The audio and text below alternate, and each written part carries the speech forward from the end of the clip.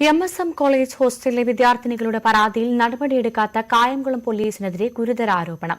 പരാതിയുമായി എത്തിയ കുട്ടികളെ അധിക്ഷേപിക്കുന്ന മട്ടിൽ സംസാരിച്ച ഉദ്യോഗസ്ഥൻ പ്രതികളെ ന്യായീകരിച്ചെന്നും വിദ്യാർത്ഥികൾ ആരോപിച്ചു.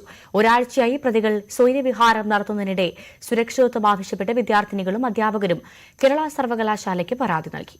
പോലീസ് നിരീക്ഷണത്തെ പോലും വെല്ലുവിളിച്ച് ഹോസ്റ്റലിൽ തുടർച്ചയായി എത്തിയ സാമൂഹ്യവിരുദ്ധനെ രാത്രിയിൽ കണ്ട ഭയന്ന് സുരക്ഷിതത്വം ആവശ്യപ്പെട്ട വിദ്യാർത്ഥിനിക്ക് കായംകുളം പോലീസ് നൽകിയ മറുപടിയാണിത്.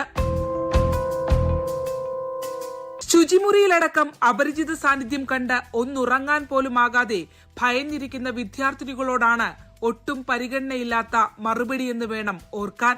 സ്ത്രീ സുരക്ഷയ്ക്ക് പരമപ്രാധാന്യം കൊടുക്കുന്ന സംസ്ഥാനത്താണ് 80ഓളം വിദ്യാർത്ഥിനികളെയും രക്ഷകർത്താക്കളെയും ആശങ്കയിലാക്കി രാത്രിയുടെ മറവിൽ സാമൂഹ്യ വിരുദ്ധന്മാർ അഴിഞ്ഞാടുന്നത്.